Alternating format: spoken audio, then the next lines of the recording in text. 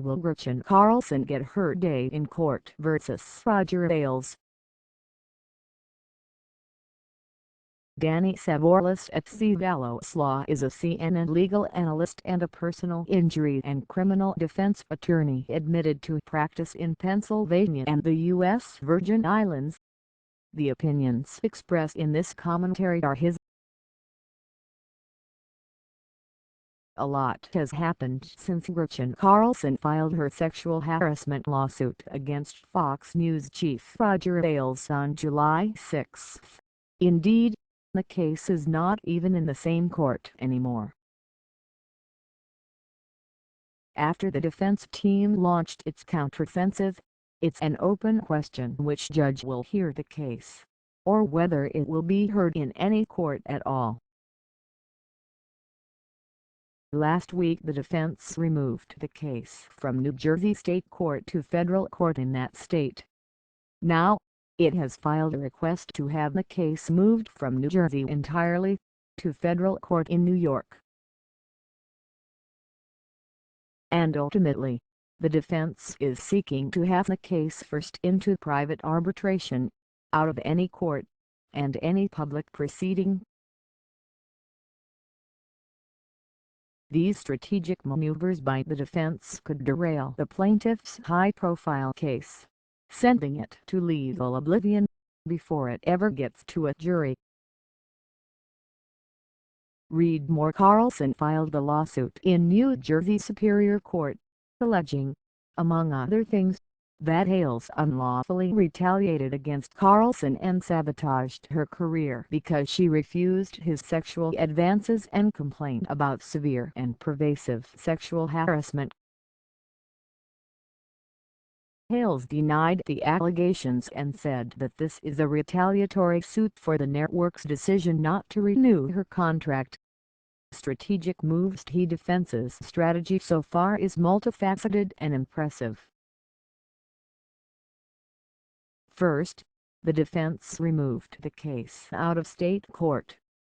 Removal is a defensive maneuver that unilaterally forces a plaintiff's case out of her chosen forum in state court, and up to the federal district court in the same geographic district. Only a small category of cases can be removed because federal courts are very limited in the kinds of cases they can hear. Federal jurisdiction in a case such as this, involving diversity jurisdiction, requires that a minimum dollar amount be involved, $75,000, as well as complete diversity between the parties, which means here the plaintiff and defendant must be from different states. Not surprisingly, federal courts aren't huge fans of removal, and the extra burden on their dockets. Federal courts admittedly resolve all doubts in favor of sending these cases back down to state court if they can. Similarly, plaintiffs choose state court for strategic reasons, so plaintiffs generally hate to be removed to federal court. It throws them off their game. And if Carlson's team hated being removed, it is not going to like the rest of the defense's mastered strategy either. Next, the defense is seeking to move the case from federal court in New Jersey to a different federal venue, federal court in New York. It is important to distinguish venue from jurisdiction here. Jurisdiction deals with the power of a court to hear a given case. Venue is somewhat less important. It is primarily a matter of convenience to the litigants. If a court doesn't have jurisdiction over a subject matter, it can't hear the case. Period. By contrast, just because there is a better venue somewhere else, doesn't necessarily mean the court has to transfer the case to that somewhere else. These venue motions are harder to win, but the defense makes a strong case here, too, arguing that the defendant doesn't live in New Jersey, The plaintiff doesn't live there. The alleged conduct didn't happen there and, perhaps the most compelling, the plaintiff is not suing under New Jersey law. She is only suing under a New York City discrimination law, the law that requires that the conduct have a nexus to New York City. If the defense successfully moves the case to federal court in New York, then it's on to stage 3. The defense will seek a ruling that the case shouldn't be in court at all. What arbitration is all about? Ailes' attorneys claimed that Carlson violated the arbitration clause in her employment agreement with Fox News when she filed directly against Ailes in any courthouse. They point to an apparent arbitration clause in Carlson's employment contract with Fox News. Arbitration means two parties to an agreement give up the right they would otherwise have to go to court to resolve their disputes, opting for a private, streamlined proceeding before a neutral arbitrator. Courts love arbitration. It frees up their own clogged dockets by barring would-be litigants. Who doesn't like less work? Not surprisingly then, federal law and courts alike presumptively and openly favor the enforcement of arbitration agreements. Who doesn't like arbitration agreements? Employees, individuals. You, Danny Cevallos. Corporate defendants love arbitration agreements, too. The private nature of the process avoids disclosure of sensitive facts. And according to a 2011 study by Alexander Colvin cited by the Washington Post, employers do well at arbitration against employees. Who doesn't like arbitration agreements? Employees, individuals. You. Yet, as you sit here reading this, I guarantee that you are bound by at least 10 different arbitration agreements. Even if you don't have an employment contract, you have signed, or clicked, or otherwise agreed to arbitration clauses on everything from consumer electronics, to home renovations, to medical malpractice.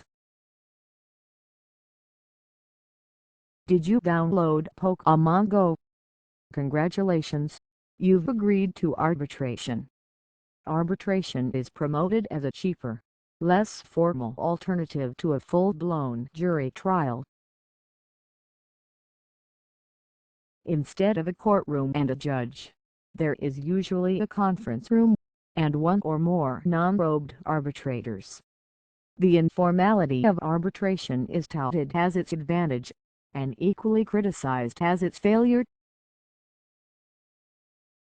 Plaintiffs often see the arbitration process as too chummy with corporate defendants. Arbitrators insist they are always neutral, and indeed, the ones I've encountered were fair and impartial. Still, there's likely some subtle, even unconscious, gravitational pull for a private arbitration company toward a corporate defendant who represents repeat business, as opposed to an individual plaintiff that the arbitrator will never see again.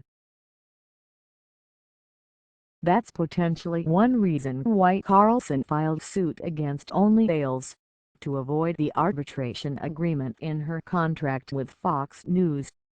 But her choice not to arbitrate doesn't necessarily mean she can avoid having to arbitrate. When an employer claims that an employee breached an arbitration agreement by filing suit in court, the test applied by the court is 1. Whether a valid agreement to arbitrate exists, and 2. Whether the claim is within the scope of that agreement. Had Carlson filed her lawsuit against Fox News, it seems likely that the arbitration clause cited by the defendant in his papers would apply. But what about the fact that Carlson's agreement is with Fox News and not with Ailes? Does it matter whether Ailes signed the contract? In responding, Carlson's attorneys will likely cite appellate decisions where courts refused to compel contractually mandated arbitration because the individual defendant sued had not actually signed the specific contract containing the arbitration clause. It's true that in general, the party cannot be required to participate in arbitration unless it has agreed to submit to the arbitration. On the other hand, courts hold that traditional principles of contract and agency law may justify subjecting non-signatories of the contract to arbitration if, for example, the non-party here, Ailes, is an agent of the party here, Fox News. Courts recognize several other legal theories binding non-signatories to arbitration agreements, too. That's the defense's position. It has filed for a stay, like a pause of the court case, so that the case can be sent to arbitration.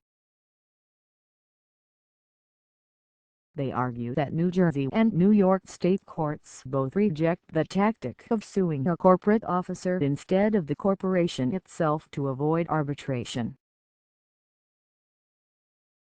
Parenthetically, this is another smart move by the defense, asking for a stay instead of an outright dismissal.